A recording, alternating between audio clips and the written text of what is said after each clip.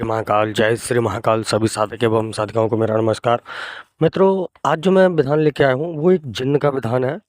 और इस विधान में आपको ना किसी माला की जरूरत पड़ेगी, ना किसी मंत्र की जरूरत पड़ेगी। बस एक केवल एक मुख्य चीज है इसकी, जो इसको आकर्षित करने के लिए होती है, वही चीज आपको लानी है इसमें। और वो उस चीज से क्या कैसे विधान करना है, वो चीज भी हम आपको बताएंगे। और ये प्रयोग है केवल गुप्त नवरात्रि के लिए। ठीक है, जो हमारी गुप्त नवरात्रि है इसी 19 जनवरी से 28 जनवरी तक है।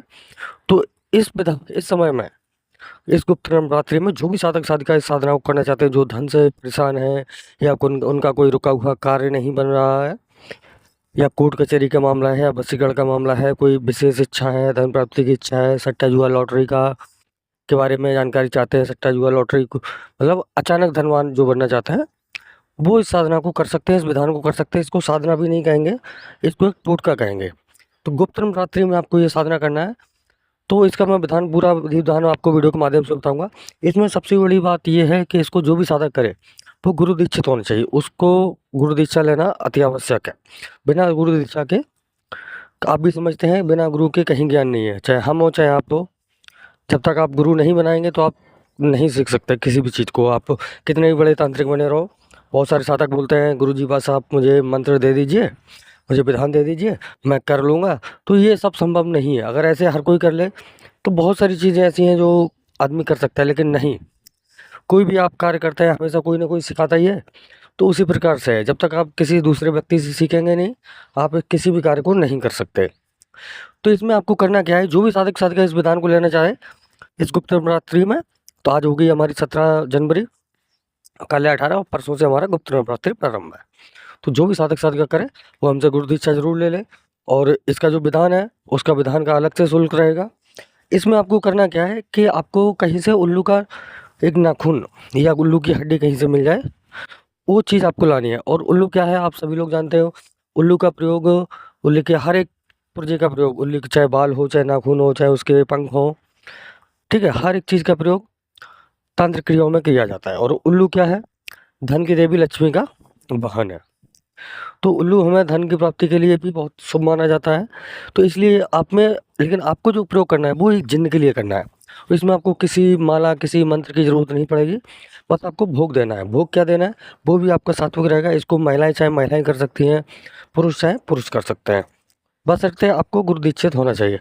आपको क्या करना है, एक उल्लू का नाखून या उल्लू की कोई हड्डी मिल जाए, आपको किसी सुनसान स्थान पे जाना है, चाहे आपके छत पे, घर जैसे घर की छत पे हो, वहाँ कोई रात्रि में आता जाता ना हो।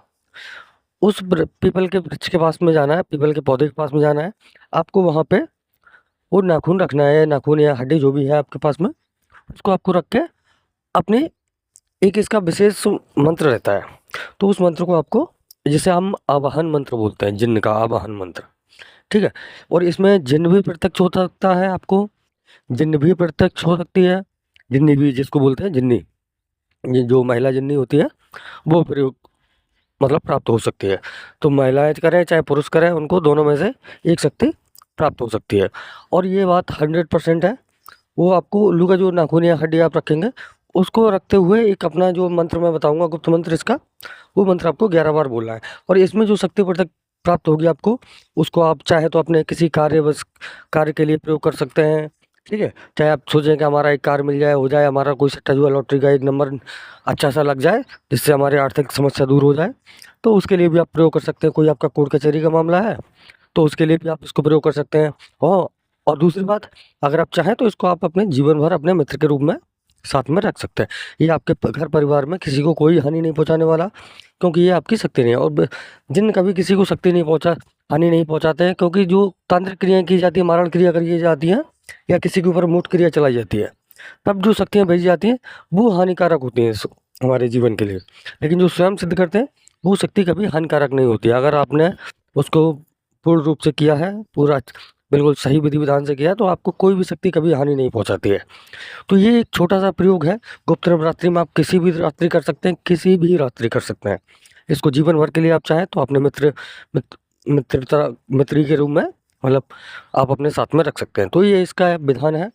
तो जो भी इसका साधक इस साधना का, इस मतलब विधान का मंत्र चाहिए चाहता है, तो हमारे स्क्रीन पर दिए गए नंबर पर व्हाट्सएप पर संपर्क कर सकता है और हमसे गुरु दीक्षा लेके ये मंत्र प्रदान ले सकता है। और दूसरी बात, जो भी साधक साधिका हमसे जुड़ना चाहते हैं नई इस गुप्त नवरात्रि में, गुप्त नवरात्रि क्या है, ये तांत्रिक क्रियाओं के लिए बहुत महत्वपूर्ण चीज समय होता है। तो जो भी साधक साधिका इसमें कोई शक्ति ट्रांसफर लेना चाहता है, कोई साधना करना चाहता है, तो वो स्क्रीन पर दिए गए व्हाट्सएप नंबर पर संपर्क कर सकता है। मिलते हैं अगले वीडियो में, तब तक के लिए जय श्री महाकाल, जय माता काली।